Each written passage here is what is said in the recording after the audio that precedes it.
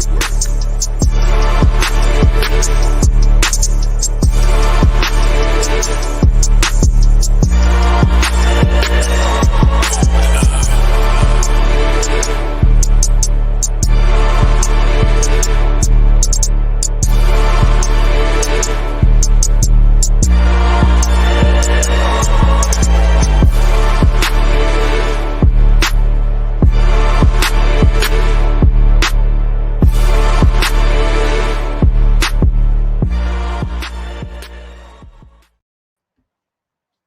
Bring back that beat, DJ Licious. Wilkes went out. Oh my God, he's gonna lose his shit. He is going Five alarm to fire. lose his shit. So let's go ahead and put out a parental warning right now. Right. The kids ain't in bed yet. You better put them away because this is not going to be ugly here. I mean, pretty in a second. It's going to get nasty. All right, welcome to the forecast. It's three of us right now. Wilkes should be coming on here in just a minute. We review movies, films, documentaries a completely different way, 4 different perspectives every Monday at the same time, 8:30. Right on. Real quick, breaking news, Iowa advanced to their second straight Final Four. They beat LSU. Surprising to some, not surprising to others. Caitlin Clark with 41 points. I mean, she's been showing what she can do and been showing that she's a top player in college basketball. So 9 threes on the day. Also, real quick before we get into it, rest in peace to Vontae Davis, former NFL player, brother of Vernon Davis. So that was kind of shocking news that came across. Yeah, at 35 years old. Yeah. Which I'm pretty sure we're gonna hear some CTE because he was doing some erratic stuff before his career was over with. Hey, sorry to hear that, and prayers to his family. All right, let's Golden in the building. Thank you for tuning in. Appreciate you. So tonight, man, Chalo, Casanova de Ghetto speaking.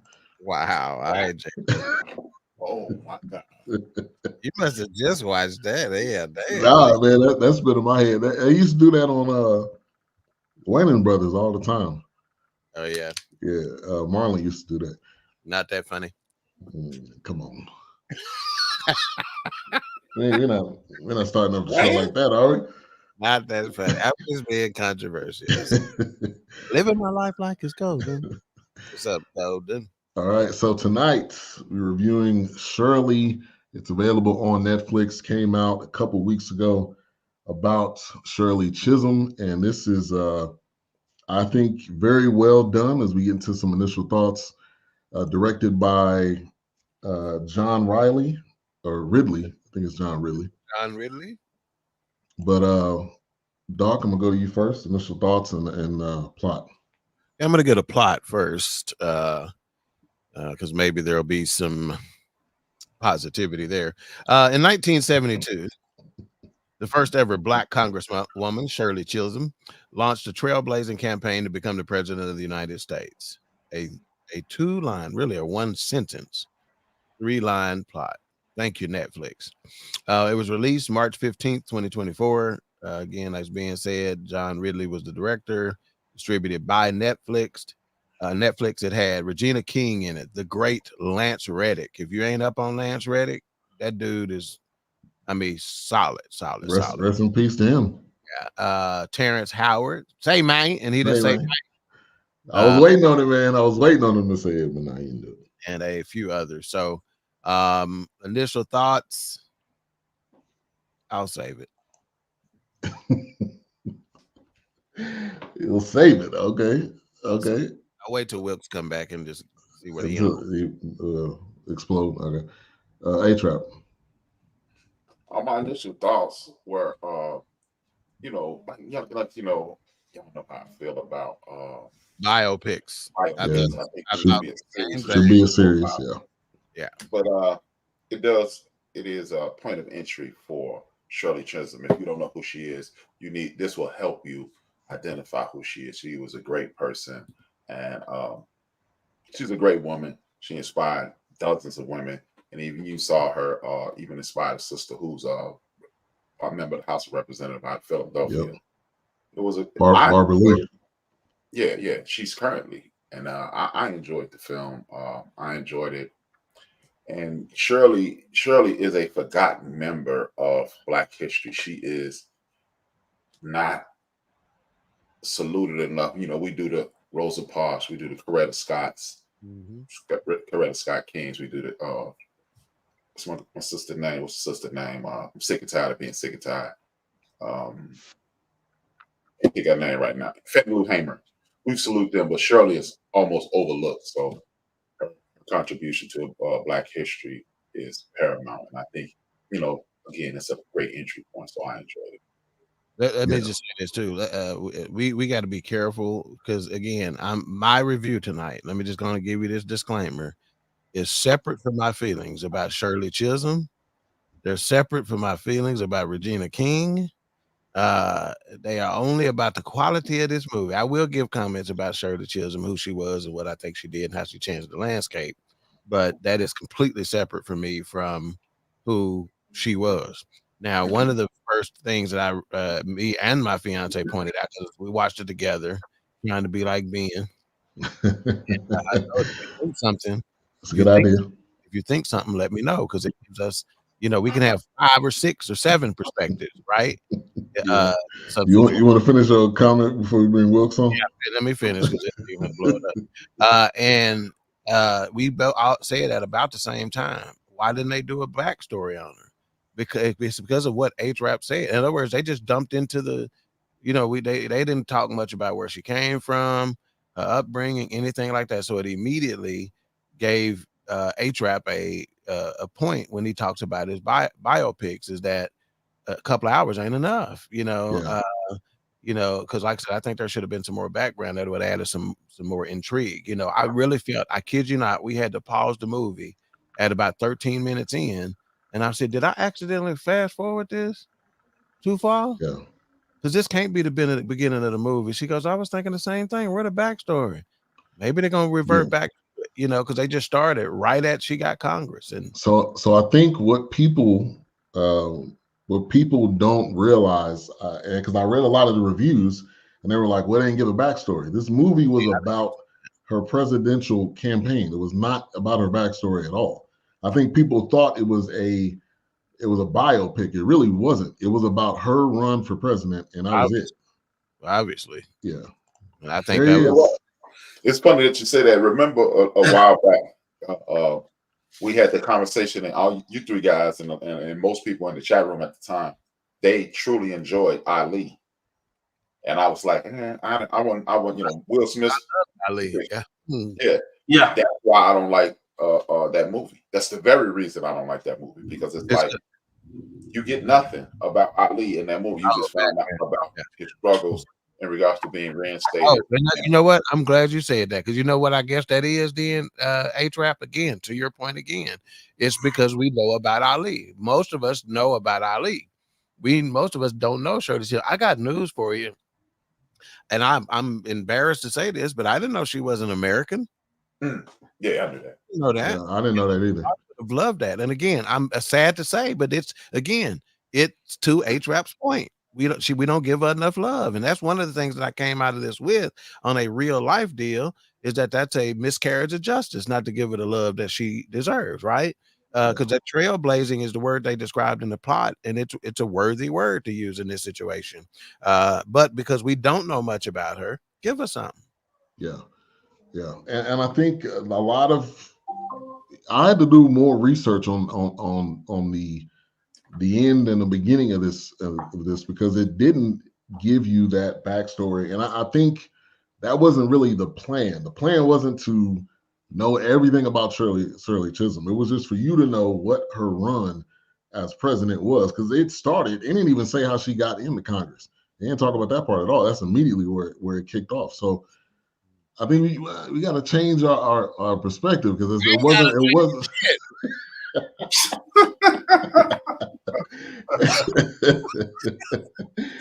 But Wilkes, initial thoughts. Oh, Blue Streak Freak is calling me out. Go ahead, Wilkes. You all right? First of all, We tried to give some time here because we thought we were gonna have to discontinue the show for about 6 weeks. When you dropped off, I'm like, okay, this is over. Yeah, no, you got it. You got it. I'm glad you guys kept talking because I was about to lose my shit. But I think I'm calm now. Shirley Chisholm, man, gosh, I don't know anything about this lady. I never heard of this lady when I was growing up.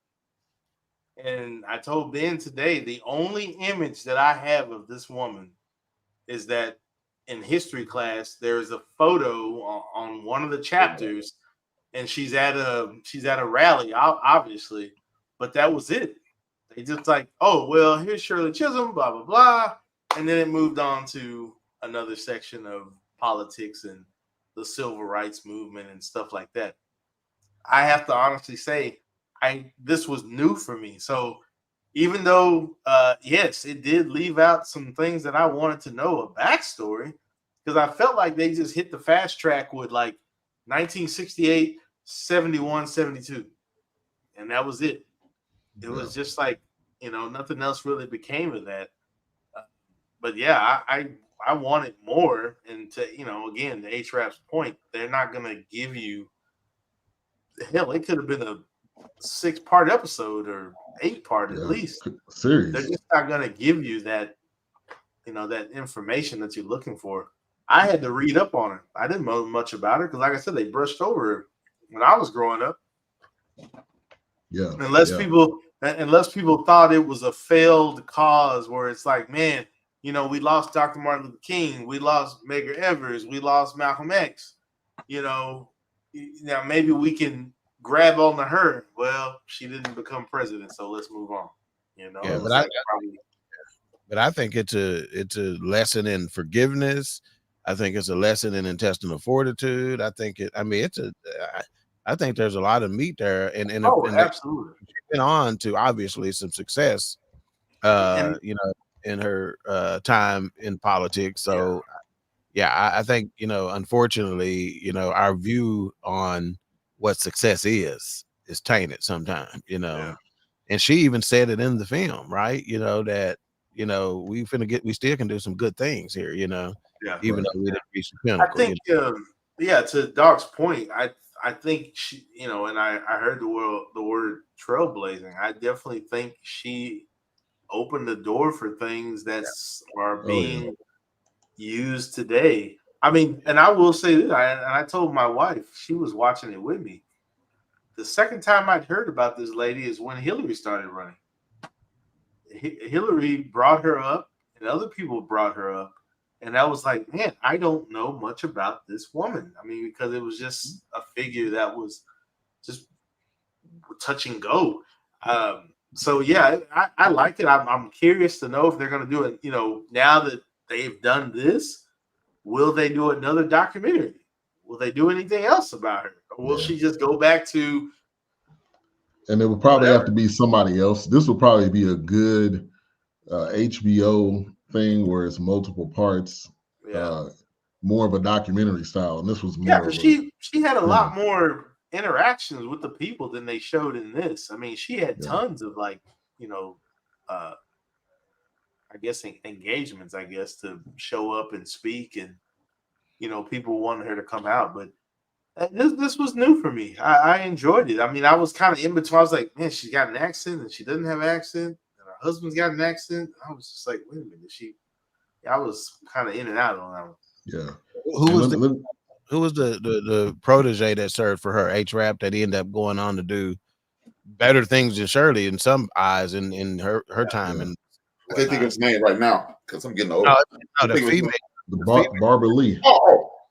Barbara Lee. Barbara Lee is, like I said, she's a congressman person in Pennsylvania right now. She's killing it. She's never stopped. And so I think the end was that she made her mark. Even though she didn't get there, she made a mark and she opened a door because she was the only woman from when they took that picture, and the only Black, period. So, but you got to realize this, man. In 1972, women had just got the right to get a credit card and a bank account in their own name. You had to have your husband or father with you in 1971. Yeah. Wow. So realize the world we living in, and It's completely different. point. So Yeah. when you look at this film, that's why biopics are, at this point, in my opinion, are foolish. A joint like this is a great entry point, and then you'll research, and then you'll find out who this woman was.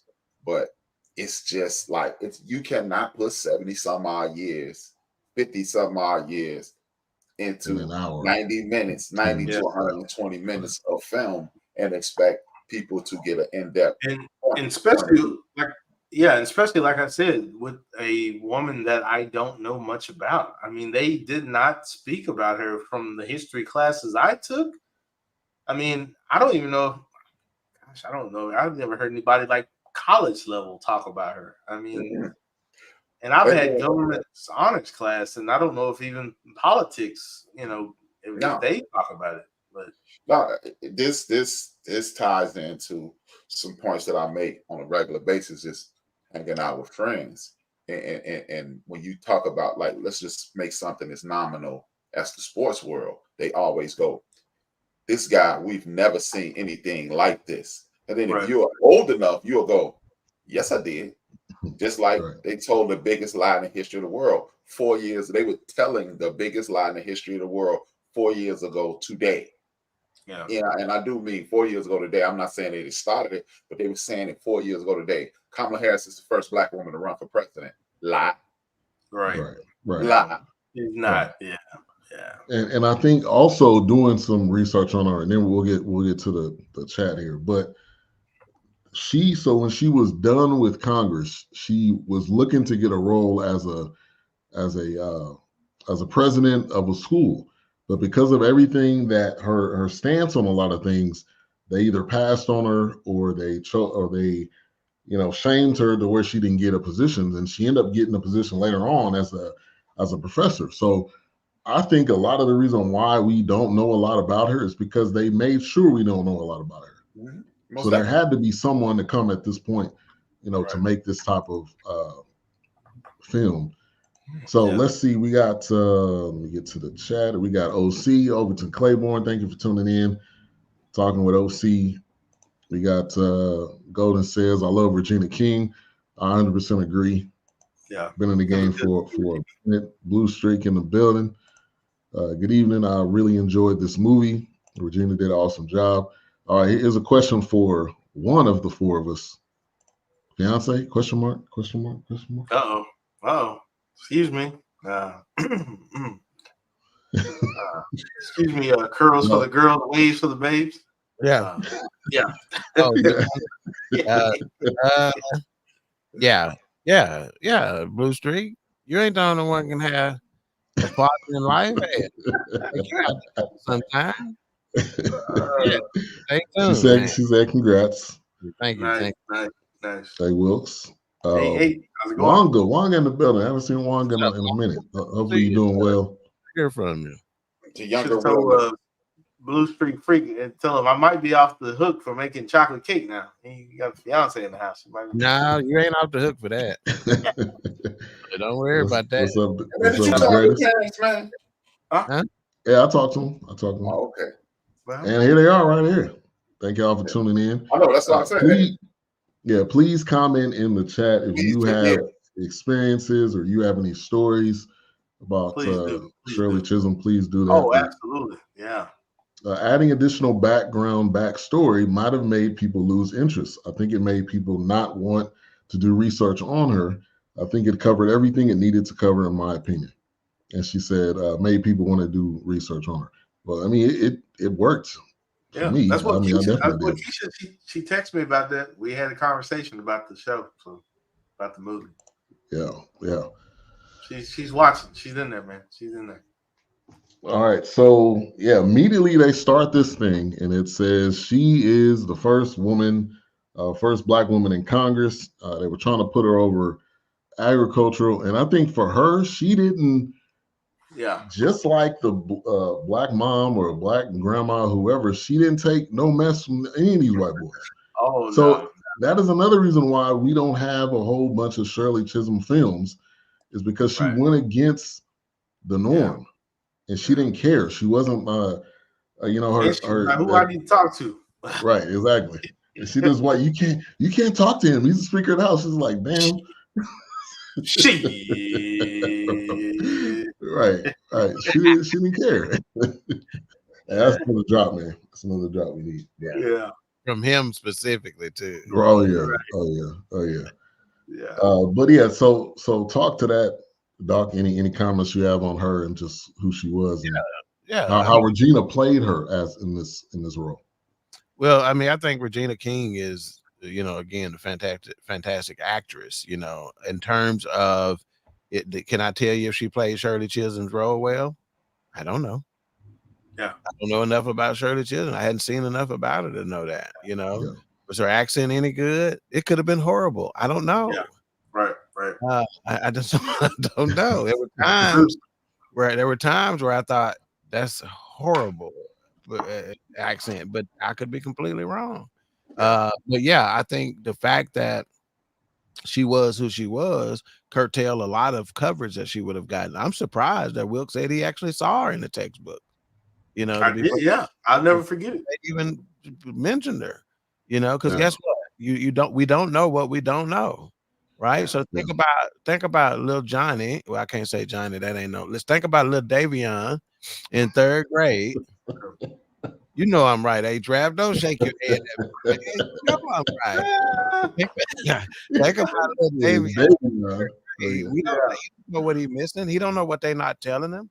We wide-eyed, man. We are, you know, we are sponges at that point. We soaking up and we think everything that they're telling us is gravy. We thinking that giving us the deal. They giving us the game, and we ain't at the house. You know, as a parent, I wasn't at the house double checking on whether you get enough Black history in your history book. Oh yeah. I was trying to survive and raise a young family and not get the lights shut off and shit.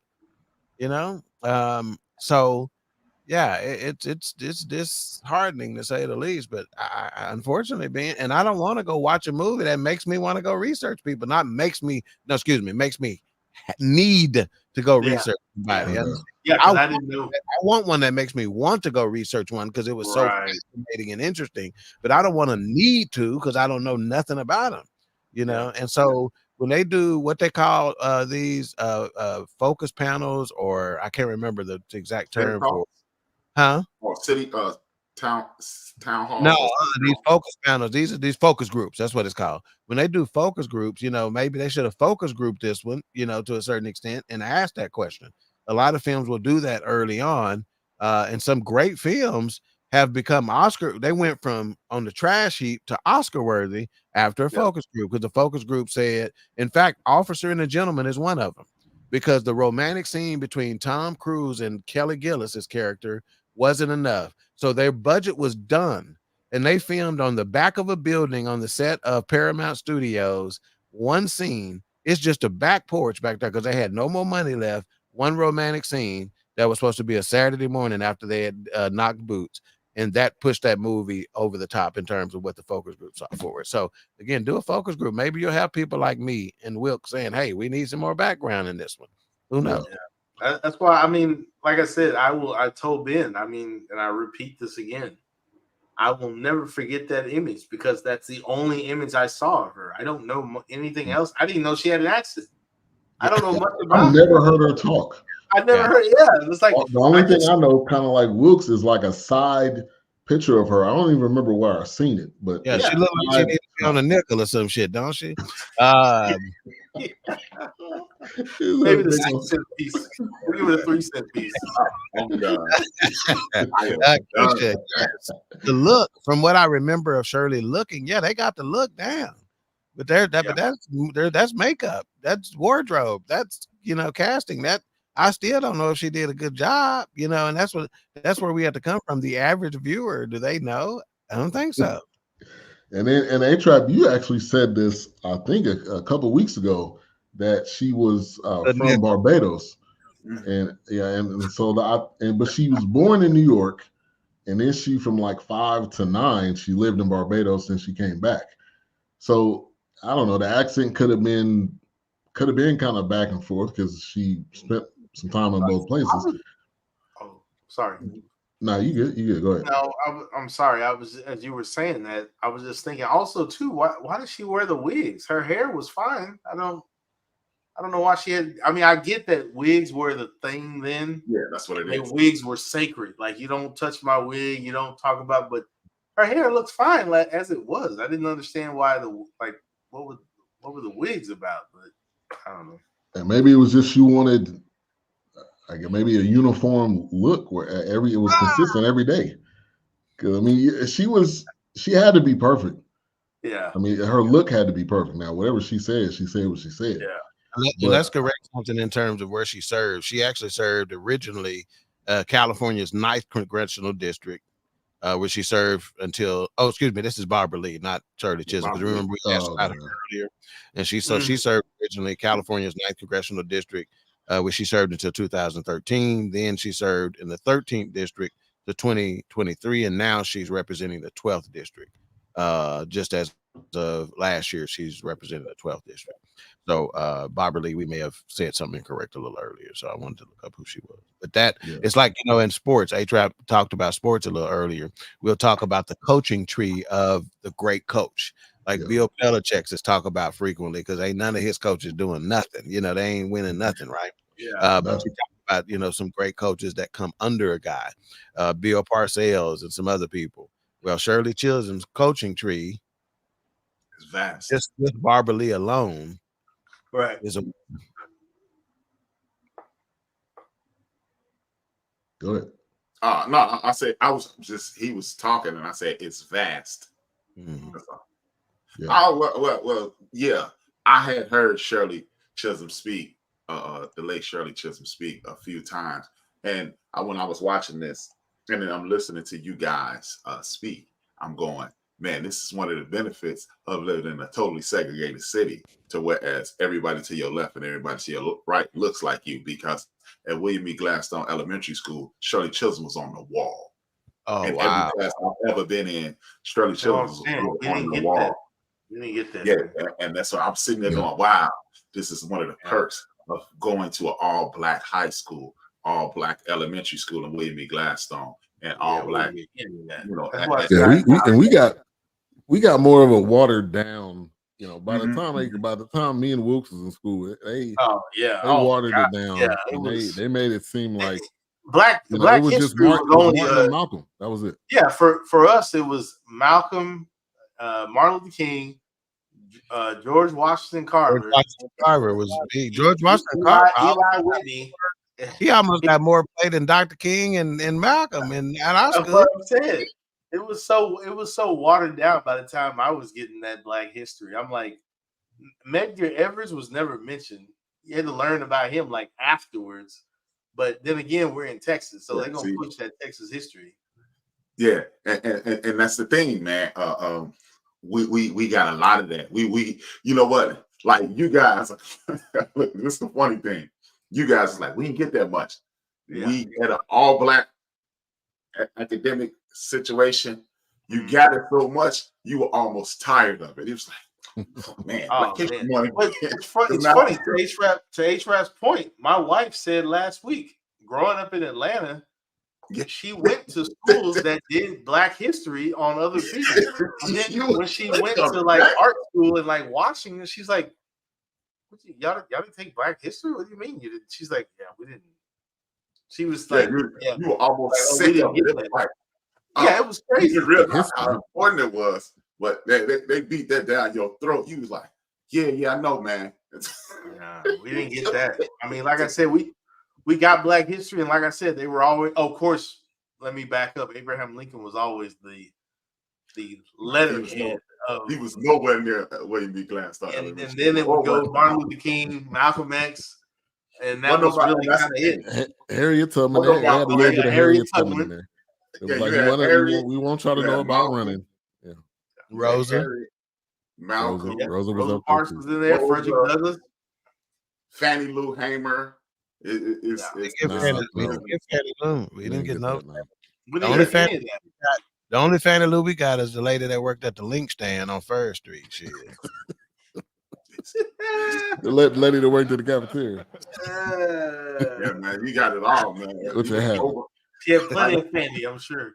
I can remember back as far as first grade, Miss Bradley it was in alphabetical order. These people like Shirley Chisholm, Bill Cosby, Fannie Lou Hamer, Marcus Starr. You didn't have Malcolm X though. You didn't get no Malcolm. You didn't get no Malcolm. Point. Black History Month. When we were in the history class, like I said, we'd have George Washington Carver, we'd have Martin Luther King Jr., we'd have Malcolm X, Harriet Tubman. But I mean, we want. That's why I said Shirley Chisholm. Nah, man, I never heard of that. February the 28th at 3:35, when school was over with, all of that came down. Oh yeah. Oh no, that was up. That was up in September. I don't remember. I'm probably first grade, Miss Bradley class. I remember it, Jack. What's up? What's up, Big Illy in the building? He said, we have a young lady here in the great state of Illinois. Miss First Hayward. Black mayor of Dalton, Illinois. The first female to reenact the New Jack City pit bull scene in a town meeting. She did that? Yes, she did. She was wow. She's the first Black female that's about to go to the Fed joint. Is that the one that they're saying was stealing money and going on trips and but she beat that case. She beat 26 separate cases. But they on her behind like pockets, Jack. They on her. She was on the wall. She was on our wall too. Says, she was out there, man. It was a dope movie. Okay. I like where you're going. He said it would be a dope movie. Oh, it would be a dope. I thought he said it was a dope movie. Oh, he's talking about Miss Hayward. She about 33. She going hard, Jack. Yeah, definitely. We knew old SC in Mississippi. Shirley. You could just put Shirley. Well, you got to move abbreviation. You confused the hell out of you, obviously. Yeah, Shirley ain't long on the type, man. God. Screw you for a loop. Man, I was thinking we didn't even go to the same school. It was they like when you go to them Black schools, they being no in February down there in the A's, it was already super Black. You go you go to Atlanta in February. Our history, our history and Black history. I mean, like I said, we definitely had Texas history, definitely had world history, but like I said, when it came to Black history, the figureheads were Martin Luther King, George Washington Carver, Malcolm X, was Eli Whitney, W.E. Du Bois. We never what? Who's that? We knew about the boys. Like Megan Evers. Who's that? Like what? Nah, move on. We didn't get that. And then see, it's easier in Chicago to do the Black history thing. Chicago was founded by a Black dude, John Baptiste DuSable. So that was the jam. It's like, hey, I can imagine. I say, good day, mate. John Baptiste DuBois. Good day, mate. Haitian, man. Haitian. Mike. Put him as an Aborigine. I agree with you. Keisha. I don't remember talking about Juneteenth at all. And I think high school, I vaguely remember a little something. And maybe I didn't hear about Juneteenth until I say one page. I mean one page. That included the half-page photograph. That's why I always encourage. Keisha will text me with information about our show, and she's watching. And I'm like, I'm learning like you learning. I'm like, you're gonna have to watch it because I don't know what's going on. But Keisha's always ready with the information and always asking questions. So shout out to the fifth Beatle. I miss her when she was K-Rap, man. I really did. That was a good time in the history of the forecast. If you tell our story, you can't tell it. You can't tell it without the fact of K-Rap. Back in the day.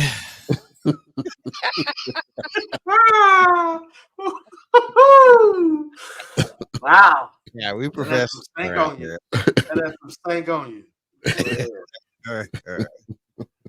Yeah, one page is all we got. All I get is one mic. Yeah. Now her main kind of What mission and one name.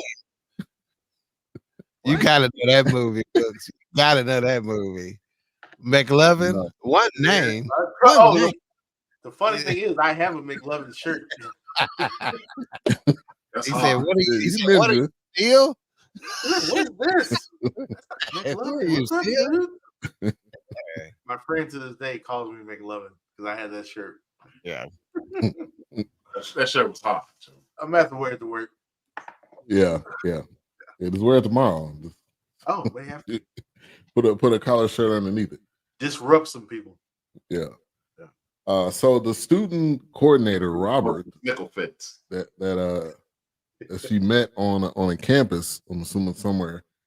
Her main focus was going towards which I thought this was a very interesting part of this.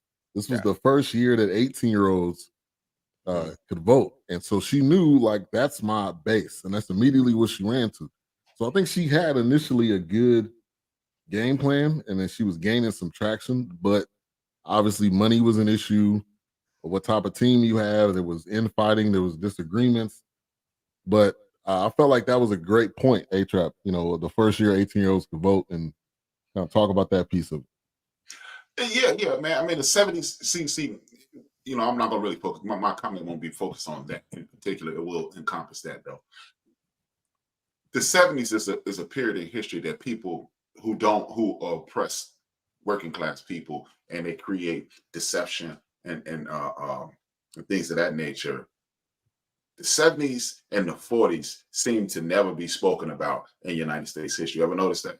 That's when Black people were creating all these businesses, and they were creating an infrastructure to whereas we could reign supreme.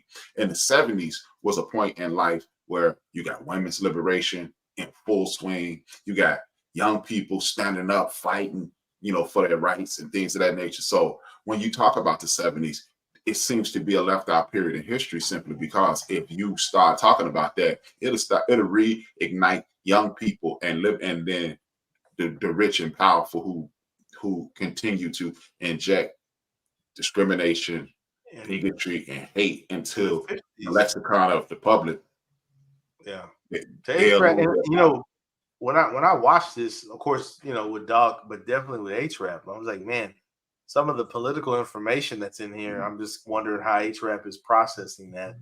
Because I know all this is, in his wheelhouse. And of course, when they talked about a few bills, but not many, a few laws, but even the segregation situation. I'm just a bill. Wrong capital. Okay. Conjunction function, schoolhouse rock. Yeah, but Ben, I think about your time period though. The biggest comment that I came away from that and what represents who she was and where the country was when she said, "White boys love me." Yeah, young white boy, like them young college white dudes who were, she knew her base. She knew her base. Yeah, but her base ended up not being enough, really. Yeah, but I thought that was super interesting and accurate as I remember it. And there's a lot of films that we watched that you see the young white college student supporting Black civil rights. Rustin. Right. Y'all remember Rustin? His oh yeah, that's right. His boyfriend. Say it. It was really a side piece. That wasn't his boyfriend. Come on, Cletus. Come on. But so 1972, January 23rd, 1972, she made the announcement. And coming up to that, people were like, "Are you running for what president? President of what?"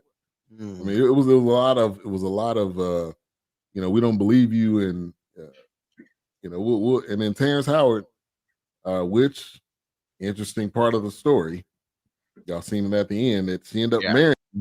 I kind of figured that was gonna happen. I thought they was getting it in before that, but after they divorced, I thought they was the way he touched her arm. It was like no besmirching of the Chisholm name, bro.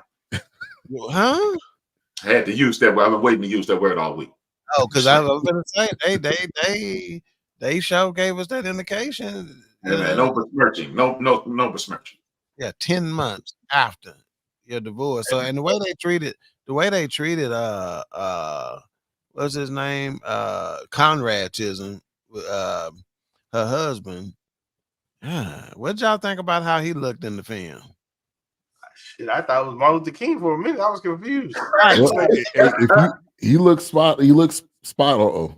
But he looks spot on like him though. If you look up Conrad Chisholm, he looked exactly I'm like talking about how they portrayed him, like how, you know, I mean, damn, they're subservient is what they made him look like. Like he was, you know, he kind of looked like Marcus Garvey.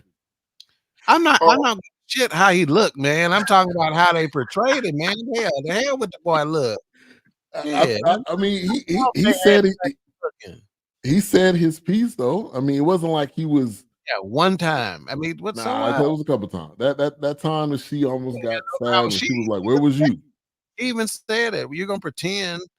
Go ahead and bring Wilkes in right away. He even said, "You're gonna pretend to care what I think." He said it.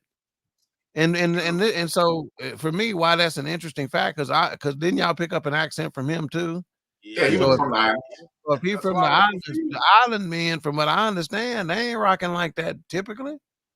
No. But see, this is why Spike Lee had that fight with Warner Brothers about creating the Malcolm X movie, because and Denzel Washington even spoke about it. Asked Denzel Washington why was it so important for Spike Lee to do this movie. He said because when you look at Francis Ford Coppola, he doing The Godfather, he didn't know the nuances.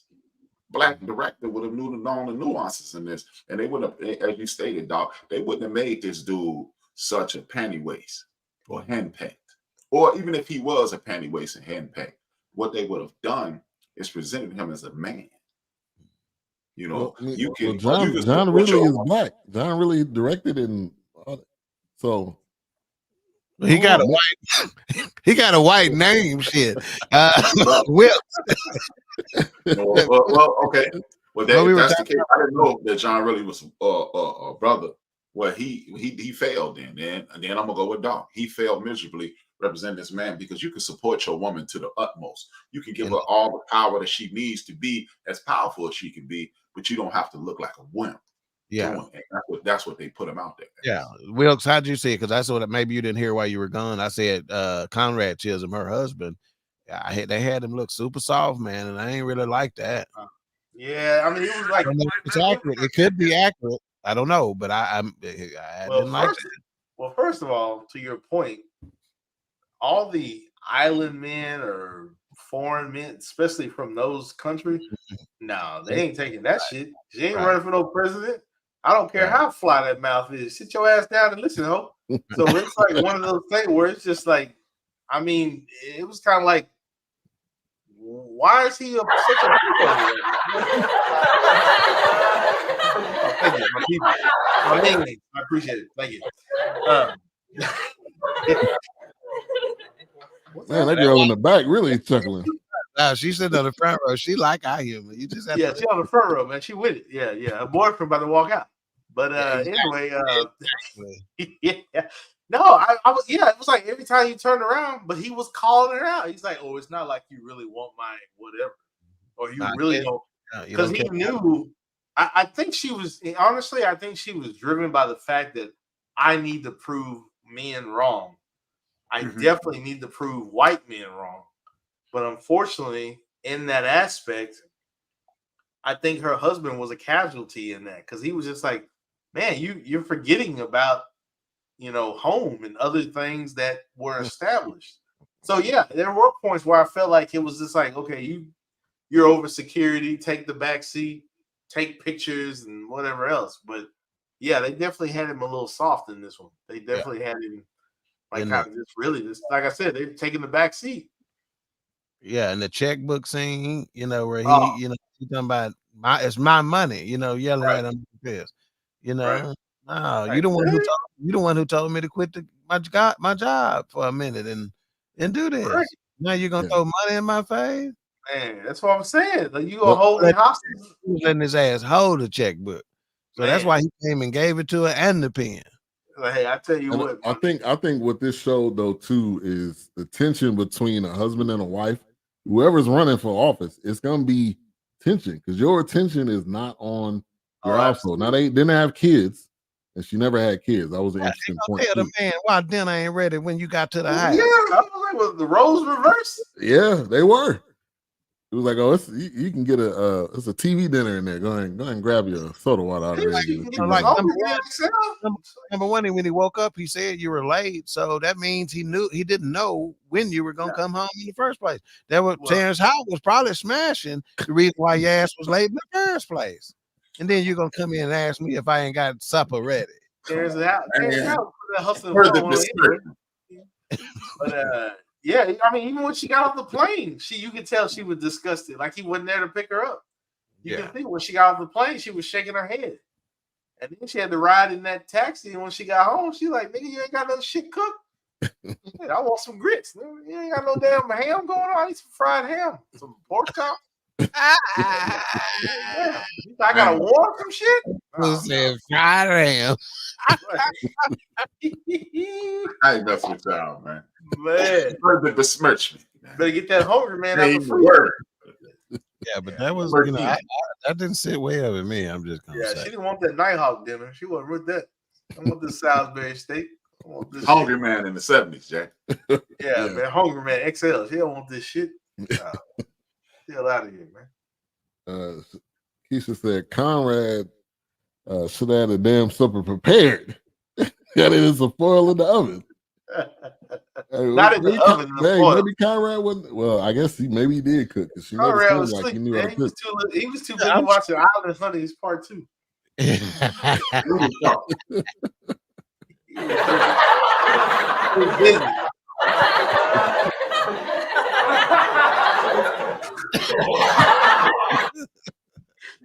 get that loud track twice? That loud track. I love it. Yeah, but married with children. Yeah, I'm sure he could cook. You know, a lot of island men do, but yeah, you know, you ain't gonna do us like that though, man. Nah, man. She woke up like, what the? And she was looking at him like, damn, nigga, you serious? You ain't got nothing to cook? Yeah. He was like, wait a minute, woman, hold on. I don't know. It probably wasn't that night. If you talking about Conrad, I don't think that. Yeah, I don't think Conrad took his ass to bed after that. The way she was looking. She was really looking at it like she was upset. Like, you didn't cook nothing? Yeah, you better get your ass and eat a bologna sandwich and some chips and get out of my face. Man, call it a night. I'm going to bed. She was going like this, like who is that meme that be everywhere where the guy got a cigarette in his hand and he going like Makai Fife. Yeah. She was going like this. Yeah, you better get that Miracle Whip and rub it on that bread. Get on my face. Yeah.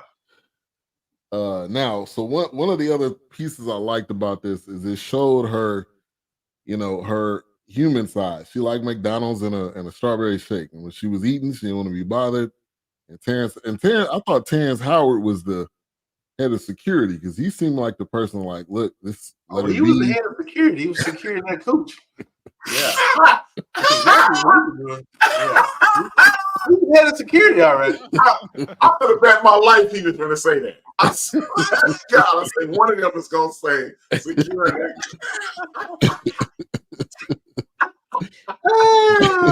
Yeah, he was security. Hey, she wasn't putting him in no full analysis. She was a lot smaller than him. Man. Yeah. He was putting security, head of security, yeah. Now a whole nother person I didn't know anything about was George Wallace.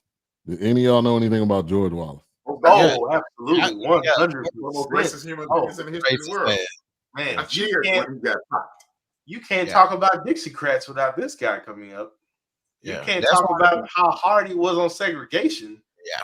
And then, and if you get a chance, Ben, if you want, there is actually a 60 Minutes interview with him, which, of course, now he, unfortunately, I've befriended Black people, now that I'm on my deathbed. Yeah. But then again, like, hey, watch the interview if you want. But yeah, George Wallace, notorious. Did he really turn? Did he really change his? Allegedly, he did. I mean, he started rolling with he switched sides of the force. He was at the, yeah, he started becoming a spokesman. He started supporting, and even after that, which they mentioned in the movie, he became a friend of Shirley Chisholm. Yeah. So if you get a chance to watch it, there is a 60-minute. Lance Reddick reacted to her saying she gonna go see him in the hospital. Shit, they hated him. Oh yeah. They said he was a bona fide racist. Rightfully so. Yeah. His Amazon account was full of white sheets had been ordered. His Amazon account. You mean his Sears account? His Sears account? Yeah. Same thing. Montgomery Ward, Montgomery Ward account. Yeah, take it on back. Yeah. His Finger Hut account. Finger Hut. His Columbia House account was. Nah, B, that's music, man. Damn, everybody else was close, but your shit was way out. Wow. Yeah.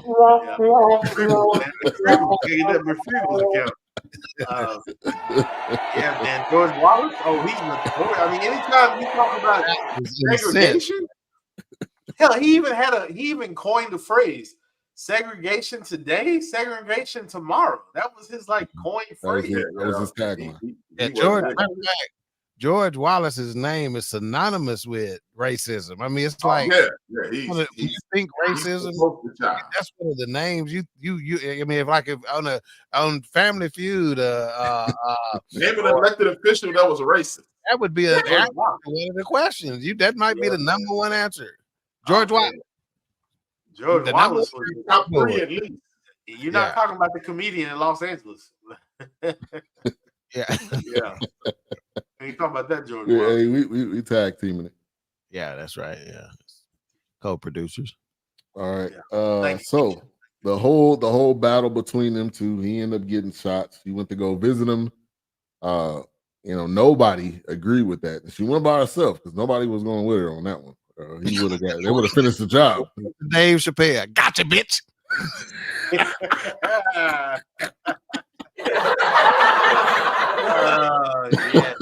Hey, that was perfect right there.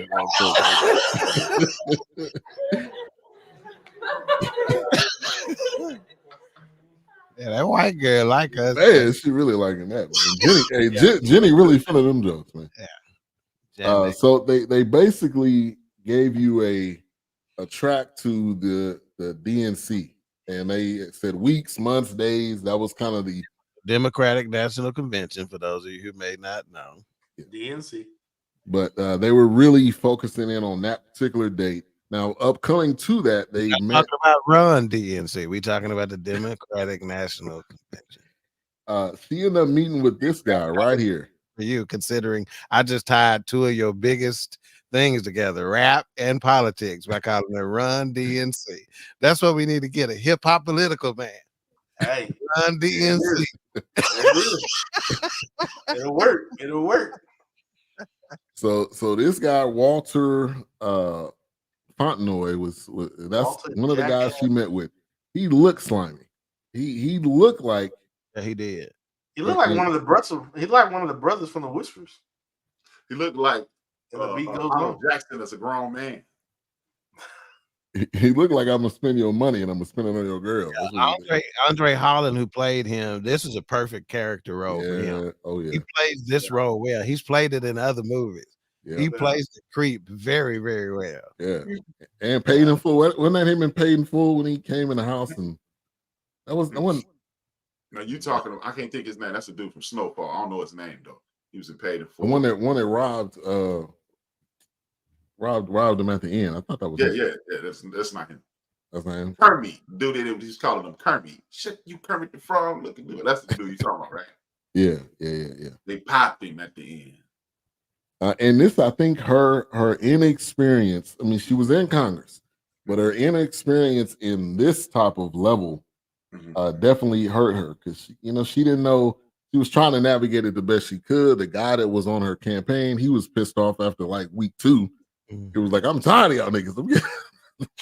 He was done. He was done. So he ended up walking out, or she fired him.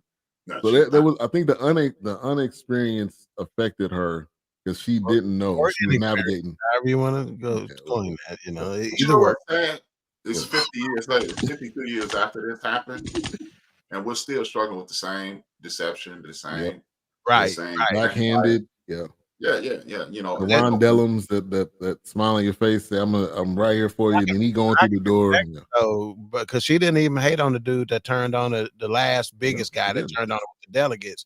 She respected it, and I think that may have propelled her to be as good as she was in the Senate, right? Because she respected that. Okay, that's all in the game.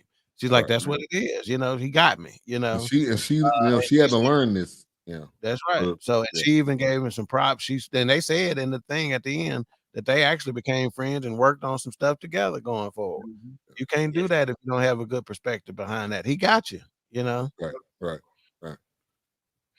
So limited support. She was meeting with her sister, which we didn't really know when they first introduced. I mean, you assumed that was a family member, but you didn't know who that was. Thank you. See, now you're supporting me and Wilk's point about the fact. I agree with that point. You didn't know who she was until eventually. I mean, it was her sister. Eventually, when they kind of sat down, and they don't even talk about why she's. I mean, when they sit down at the table, but they said your dad's favorite. Didn't necessarily say exactly why or anything, but Did y'all peep the Sanford and Son playing in the background? I don't remember what scene that was. I think she was it at the sister's house? At first I thought they made it seem like she was calling Red Fox for endorsement, the way they tied that in together, but I don't think that was true. They just made it seem like, because they asked about like endorsements, and then all of a sudden that Fred Sanford and Son. No, the Sanford and Son started in 72. That's why they flashed it. Okay.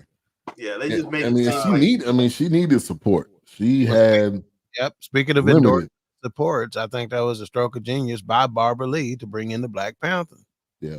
And they met at Diane Carroll's house. I didn't know that. That was another thing I learned. I feel like that was new for me too. Moment right there.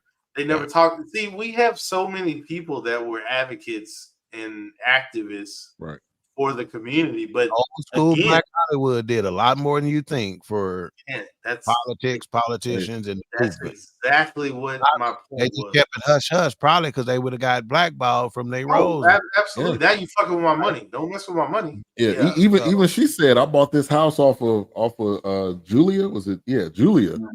And she was like, this is how I got it, and I think that they definitely didn't want to mess the money up. Oh yeah, but I'm still gonna be crazy about my people. You're not gonna keep kicking me in my teeth, that kind of thing. But that goes back to the very beginning. Once upon a time ago, we did One Night in Miami, and Malcolm X was talking to Cook. Yeah, Sam Cooke, and really trying to get him to change what he. Yeah.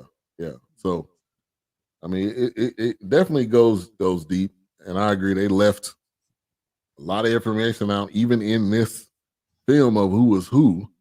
But I still like the way it was done. But she had no support from her family. You got no support from your family. You and your husband already got tension. He not up to the part where you think he should be. And then you got infighting in your own camp. So, this you're fighting against all odds at the end of the day. Now maybe that's why she wanted Conrad to bring her meals, because Terrence Howard, who played Arthur Hardwick Jr., black ass, was bringing her meals from McDonald's to the DoorDash. He was making sure she eat. And and will beat a nigga ass if you come try to open the door while she eats. She eating up. Because he was all about somewhere. I mean, she eating lunch. She eating. I'm like, man, bro, calm down, man. That's why Conrad had to have supper ready, because Terrence Howard was setting this damn unrealistic standard. Yeah, because Arthur over here clapping cheeks on the trail. I'm like, man, she on trail cheeks. Her fries ain't getting cut. Yeah, let me get that strawberry shake and clap these cheeks. I'm like, yeah. I'm like, what is that? You got claps and boos on that one, man. Claps and boos. Hey, I mean, man was laughing at. She liked it. That's all right. She good. Yeah, she okay. Yeah, because Terrence Howard, He was like, man, she eating lunch. I'm like, damn, bro. Get out of here, man. But she needed that moment for Barbara Lee to come in there and really, she felt like she was talking out of turn, but she took it to heart though. Yeah, and I thought that part was authentic where she kept calling her little girl. I wouldn't be surprised if Right. Barbara Oh yeah. Hey, little girl, you better be quiet. Regina King is who I think she is. I wouldn't be surprised if on her own she didn't reach out to some Barbara Lee types, and try to get some stuff. Absolutely. Well, how they met was she was walking around shaking hands, and she came up to her, and the scene was they were talking. You know what they were talking about, but she felt like she wanted. I need to talk to you for a minute, and that's when they ended up sitting over to the side and kind of getting her viewpoint. And she was like, "I don't vote." It was like, "Well, you can't. If you really want to make a difference, you can't be militant, but you're not participating." Right. Active.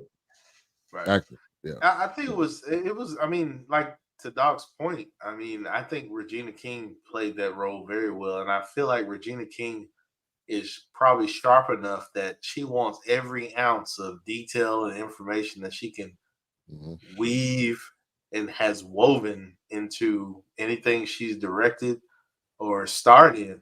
To this day, they do not want Watchmen to continue because when she did the Watchmen, To this day, fantastic. To this day. Hurry Tyler, man. Yeah, to this day, baby. Just kidding. Yeah, but I mean, it's still. I mean, if you haven't watched it, the listeners out there, if nobody's seen it, it's a good one with Regina King. It's awesome. But I think she's on to something, and it's good to see her doing Shirley because I hope she, will do more. Even though the harder they fall ended.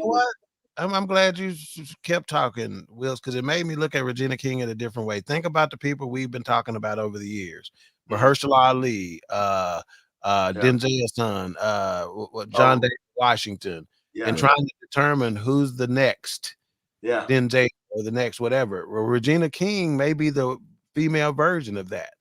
Who's the absolutely. Next? She's been the next. To be honest, she's been the next for years. The funny thing is, a decade almost, you could say. The funny thing is that I discredit Regina because when I was, growing up and watching 227, what happened? Oh, we disagreeing with you. 227. You just said 227, yeah. Yeah, when I saw her in 227, it's kind of like, big deal for her. But then after that, when you go back and watch, she's always been involved. She's always been in movies. But now that I think that she's stepping into directorial roles, producer roles, I think now she's in a different lane. But when I go back and I look at, because somebody I think it was her or BET on Instagram had posted her roles. She has been here. She hasn't disappeared. Right. Yeah, she didn't take a break. She didn't go.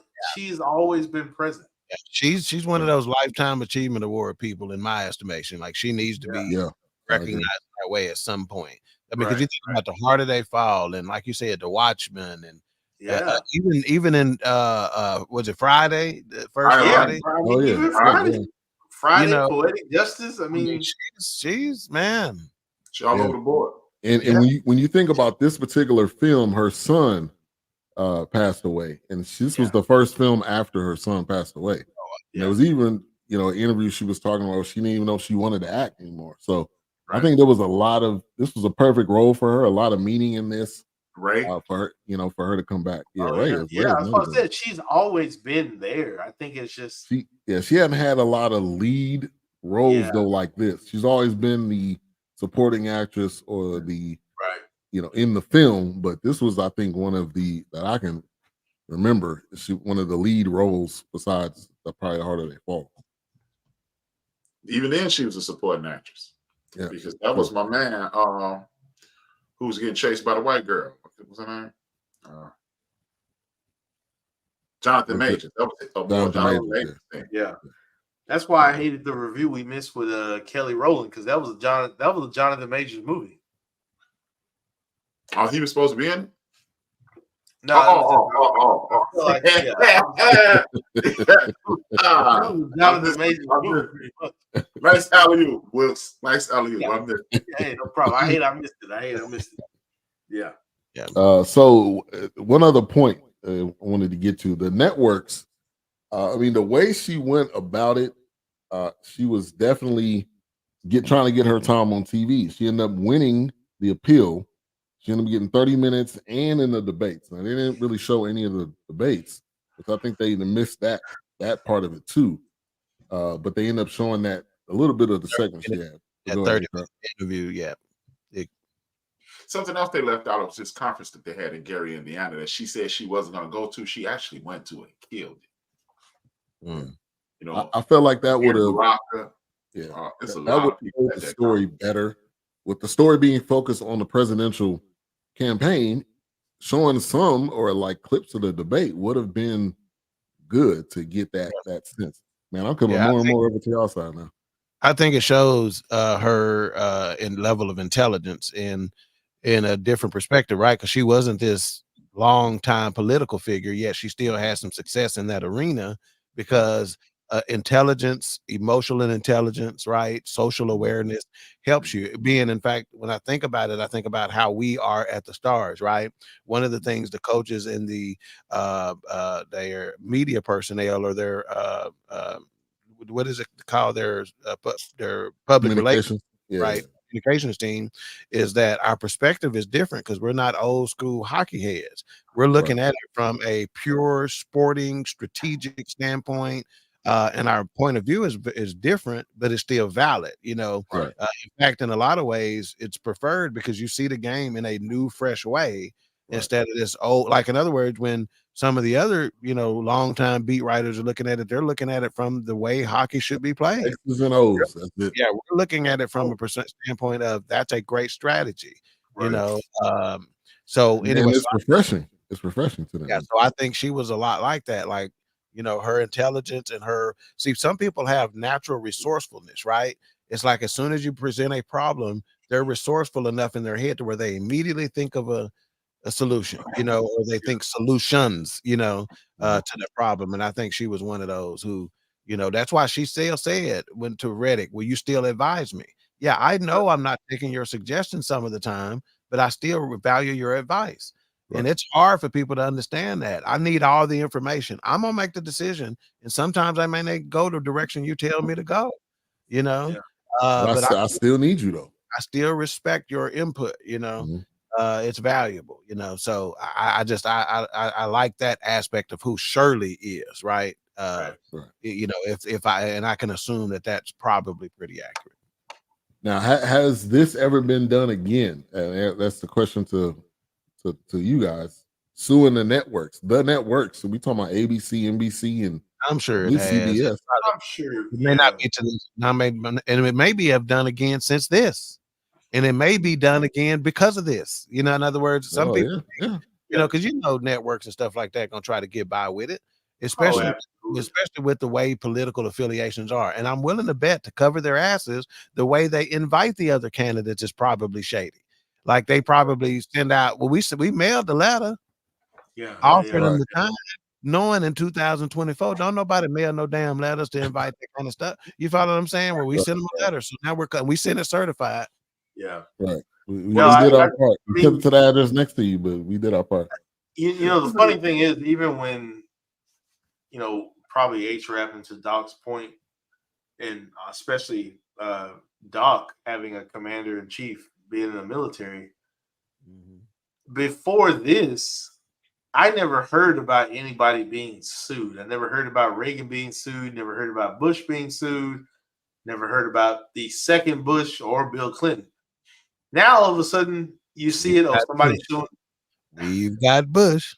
Yeah. Name that movie. Between two bushes. So Revenge of the Nerds. Yeah, you got me on that one. Let's go, baby. Let's go. But it's just one of those things where all of a sudden Obama comes along, Obama's being sued. Biden comes along, Biden's being sued. Trump comes along, Trump's being sued. I never heard of that. So to Doc's point, I'm sure, you know, major networks are trying to be, you know, they're drug into court probably daily. I mean, it's just not put out there. Yeah, it's so minuscule. It's on a level of, okay, this is stupid, throw it out. Oh, okay, well they won. It claims court. Well, I'm sure Clayton Powell's son kind of did away with the event that they will be sued. He lowered the FCC status in 1992. This is what allowed Rupert Murdoch to become the super billionaire that he is. Because at one point you couldn't own the Dallas or the Chicago Sun-Times, then you couldn't own WGN and own a radio station in the same area. Now you can push your thing when Clayton Powell's, I wanted to call him Adam Clayton Powell, but Clayton Powell's son, Lord FCC standards in '92. It made it a wild west, and then media outlets, Fox TV, radio. Yeah. Now you can just put anything you want out. That's why Fox was able to get sued, and then in court they literally said we're not a news organization. We just use the word news for that purpose. Yeah, we're just entertainment. Yeah, right. But people follow him like it's news, and because most people don't know about that suit because now you got people like not Elon Musk, like Jeff Bezos owning the Washington Post. So I control what you hear and what you see. Even Elon and X, Elon and X. Well, Elon and X, he opened X wide open, man. It's like a billion bots on there. Like now, if I get something I know it's gonna be some breasts. That might explain the viewership we've been getting lately. I don't think we know the half of what's happening with that. Oh yeah, we don't. I don't think we that's a whole different conversation. I mean, it's funny because even I see it on Instagram, but even with X, it's one of those you make a comment on something, and here comes a bot or an account that appears to be real, and they have a comment. And they think they're on point, but it's just to get you talking to this bot, and that bot is taking information. It's weird. Yeah, because I think Musk took over X because Facebook is almost like a Black Planet on steroids, right? Yeah. Twitter or X, whichever one you want to refer to it, people used to exchange genuine information, much like they're upset with TikTok now. You would get genuine information. You can literally talk to the Puff Daddies of the world. Of course, he wouldn't be on there talking, but you can talk you can talk to them, and they would talk back to you. Yeah, so, it's probably Meek Mill talking to you, but anyway.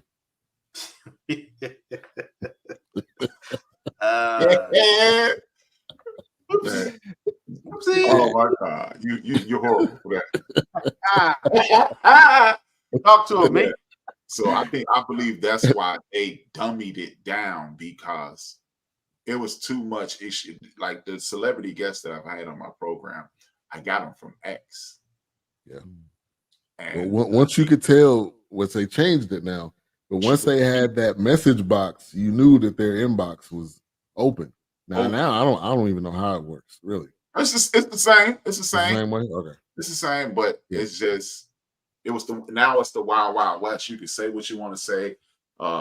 Hate speech has gone up 35%.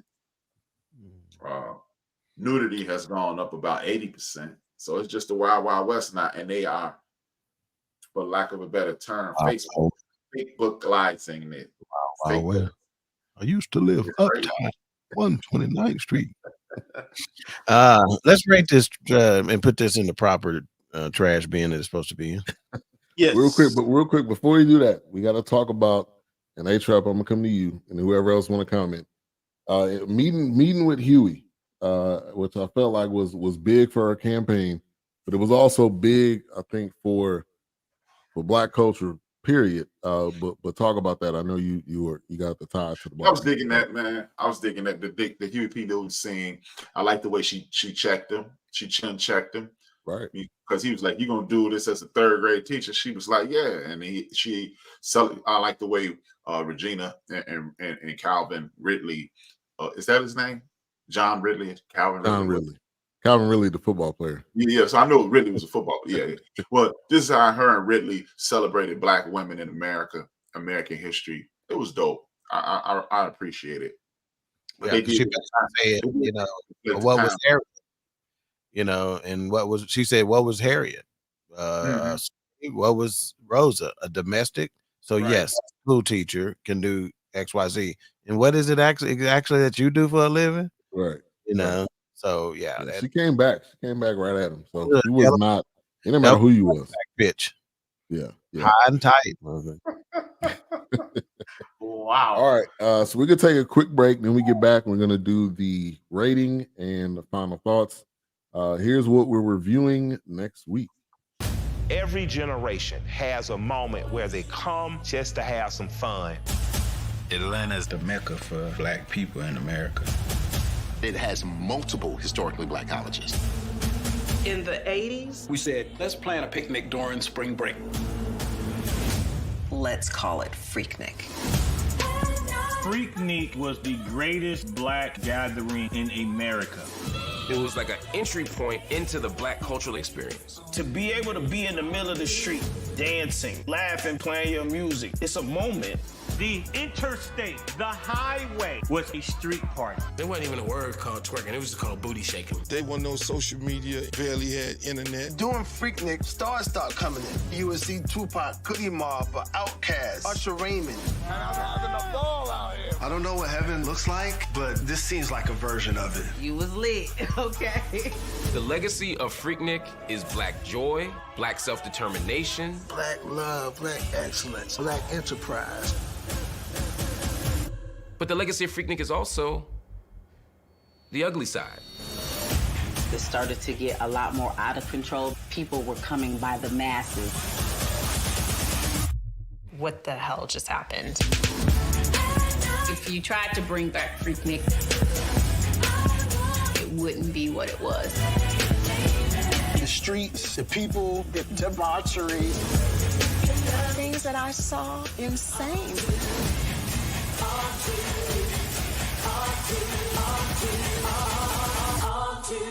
We had no inclination to the depth that we were creating. Them kids ain't know nothing about Freaknik. Trust me, your mom and daddy got down.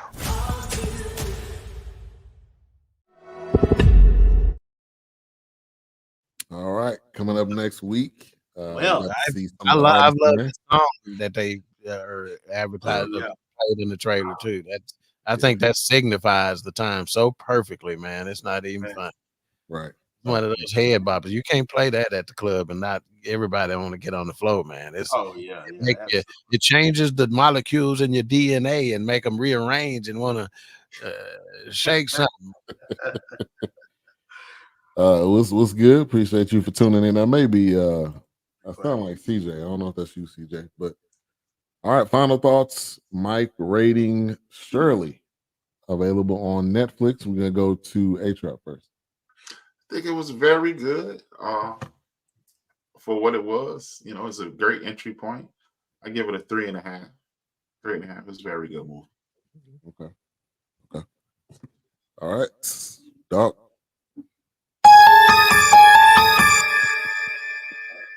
Unsolved Mysteries. Let's start first with the reviews out there. IMDb gave it 6.3 out of 10. Rotten Tomatoes 71%, Metacritic 57%, and Google 73%. So they're right in the same neighborhood as A-Trap. I'm just a little lower. You know, I didn't think we would be this close. Oh, A-Trap, let's ask you this first. Did you start at a 3.5 before the show today? And did you stay at 3.5? Okay. I started at a 3 and I stayed at a 3. That's where I'm at. I thought it was just an average film. Again, I didn't want to get caught up into my fascination for the history of it. You know what I'm saying? And again, no slights, no shade to Regina King, but yeah, at 3 is all I can go with. Yeah. All right, Wilkes. Actually, I'm gonna give it a 3. I was hoping, I mean, even when it started, I was just hoping, like, you know, it was going to give me some more, which, man, maybe I'm foolish for that, but I was really just hoping for a little bit more backstory because, like I said, I didn't know much about, hell, I'm not going to even say much. I didn't know anything about her. And like I told you, Ben, I still have when I was watching this with my wife, I just kept seeing that image of her in the textbook. She was speaking at a gathering, and then it just had a poster of, you know, Shirley Chisholm for president. And then that chapter was done. Like, it went into something else. And I never really heard anything else about her until Hillary Clinton was trying to do her campaign, and that name came up a few times, and then of course with Kamala Harris, that name came up again, but on certain outlets. But it was just, yeah, I give it a 3. Sometimes I was a little lost with the accent because the accent would come and go, but I don't know if that was just how she spoke. It was very accurate. Oh, okay, gotcha, cool. I wasn't sure. I thought maybe Regina, kind of slipped that in. I made a little mistake every now and then, but I was also kind of upset that I didn't see how big her booty was because I was hoping that maybe they would get an image in her dress. You were upset about that, So sorry, guys, I couldn't keep it straight that long. Yeah. So it's at the 9th hour. Yeah. Sorry. So for me, I felt like it was. Hang on before you go, because Wilkes gave it a 3, but did you before tonight's show? Did you? It was before you started, were you at a 3, stayed at a 3, or were you high? In other words, did we sway you at all during this? No, I was. It was about a 3. It was a 3 when I went into it. Yeah. Okay. Yeah, for me, y'all definitely changed my perspective because it was a 5 for me because I went into it. For me, I knew this was not a backstory. In the description, it says this is about her presidential campaign, so I wasn't looking for it. Hey, how many crickets you got over there? But yeah, I wasn't expecting to get a complete backstory, but I do think the sisters that were involved, you didn't get a lot there. You didn't get the debates. You didn't get, I think, a lot more about even this period, because obviously it was about this period, and you didn't get a lot about that. So at the end, they did say she died at 80. We already talked about it. She divorced Conrad in 1977, married Arthur, and she forgave Ron Dellums, and it was really immediate. And she was also a Christian, which I didn't know that part of it either. But she made sure that, yes, in this moment we're all pissed off, we're all crying, we're all upset, but I need to forgive him. And really, for her to be able to move on in the rest of her life, if she would have held on to that, who knows how bitter or angry she would have been. So I'm gonna bring it down to a 4. It's definitely not a 5 because there are things left out. But I'm gonna bring it down to a 4. I think Regina King did a hell of a job. You didn't know that was Regina King. You knew, you just watched it, and that was Shirley Chisholm, and she did a hell of a job. She's been acting for so long that I was so fixated on that tooth that was shifted. Yeah, me too. Slightly which that was accurate too. I was like, damn, that sure was accurate.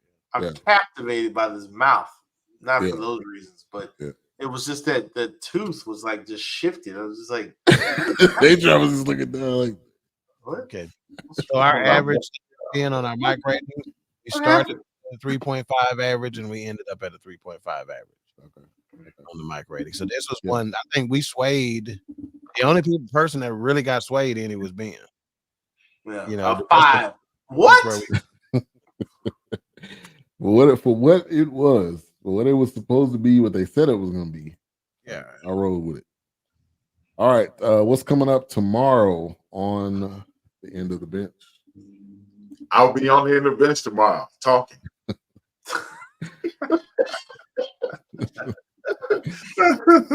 Hey man, it's gonna be a whole lot of crunching tonight, Jack.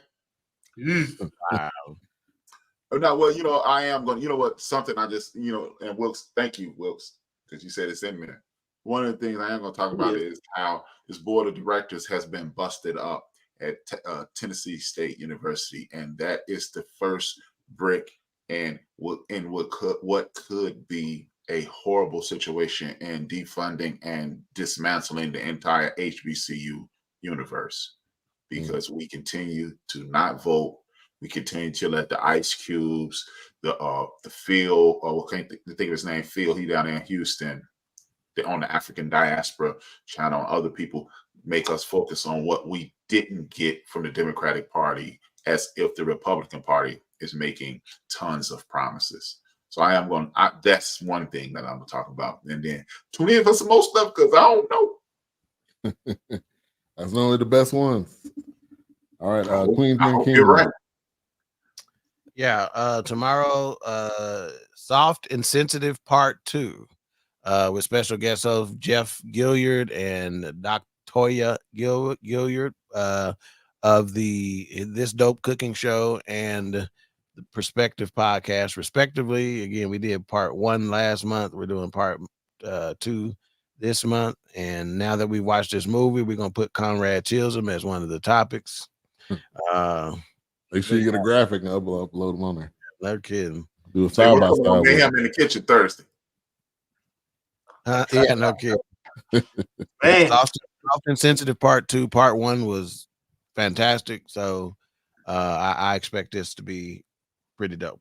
Yeah, and this Dope Cooking Show will be at 5:30 right before. Let's go, Dope Cooking Show. Let's go, baby. I'm all with it. He said he on the grill this week, so make sure to tune in. Nice. And I broke my watch. Big special appearance on the show. Hey, now one thing, A-Trap, you know, you gotta have to do in the near future, because we all watching what our wives are soon to be wives, and you ain't got one yet, so you gotta work on that. You gotta come back to Texas, man. He Yes, said his wife in Texas.